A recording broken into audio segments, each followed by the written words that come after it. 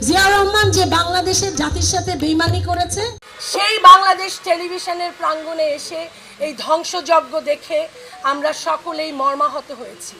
কেউ ছাড় পাবে না। এবার কট খেল নষ্টা অভিনেত্রী ও হাসিনা দোসর শমী কায়সার। গত জুলাই আগস্টের গণ অভ্যুত্থানে নিহত আহত হাজারো মানুষের জন্য এই ভণ্ডনারী দিল কাঁদেনি, কেঁদেছিল বিটিভির ভবনের জন্য।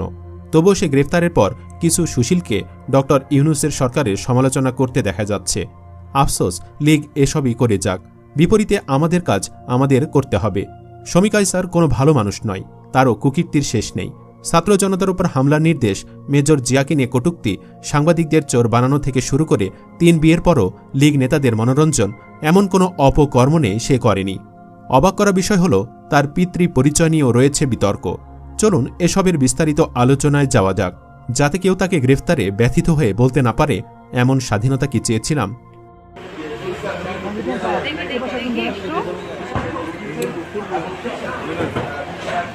একটা লম্বা সময় বাংলাদেশের মানুষ শমী কায়সারকে একজন অভিনেত্রী হিসেবে দেখেছে।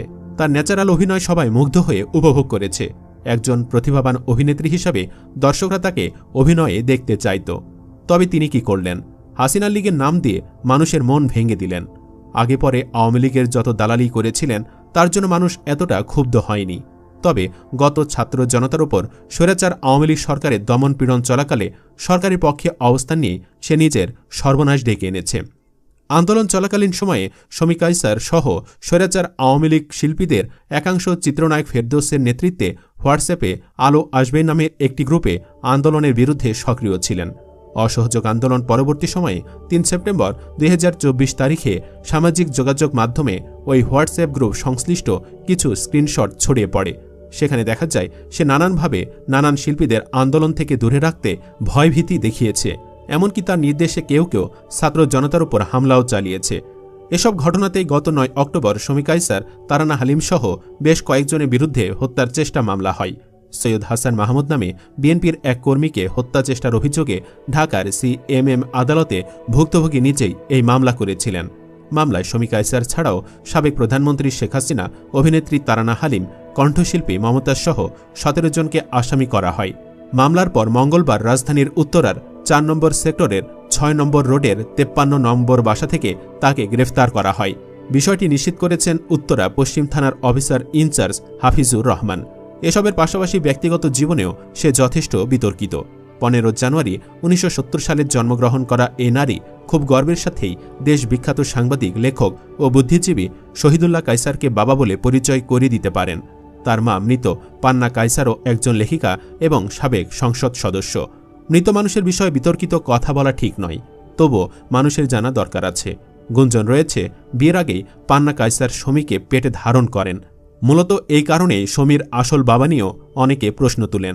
এর বাহিরে বারবার বিয়ে ও প্রেম ইস্যুতে শমী নিজেও কম বিতর্কিত নয়।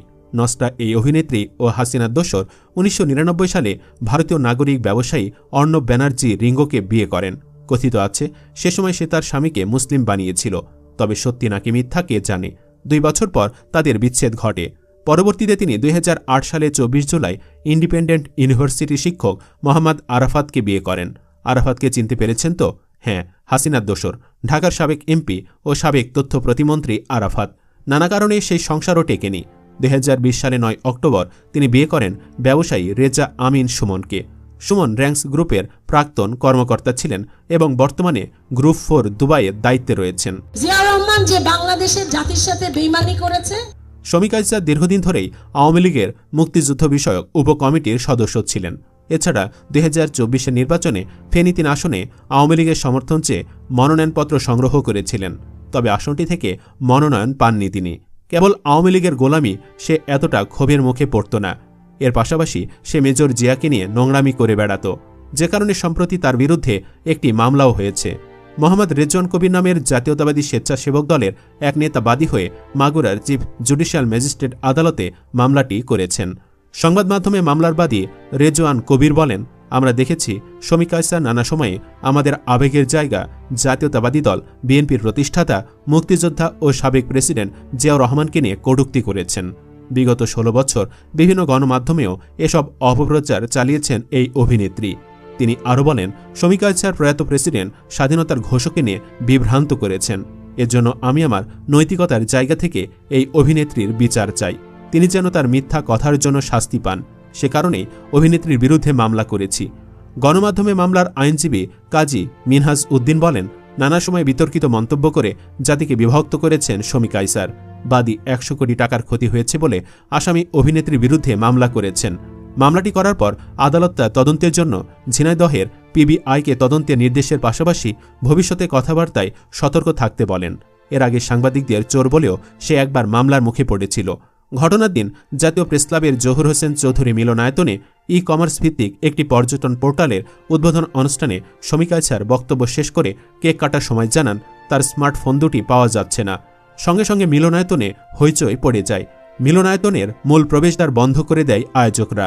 ওই সময় আয়োজক সংশ্লিষ্টরা সবার দেহ তল্লাশি করার কথা বললে উপস্থিত সবাই সম্মতি জানান।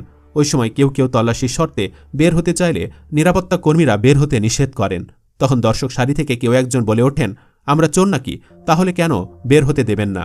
এই কথা নিয়ে মিলনায়তনে তুমুল হইচই হয়। সকলের মাঝে অসন্তোষ ছড়িয়ে পড়ে। পরে এক পর্যায়ে সে সাংবাদিকদের চোর বলে সম্বোধন করেন। এ নিয়ে মামলা হলেও তার দল ক্ষমতায় থাকায় বিচার হয়নি।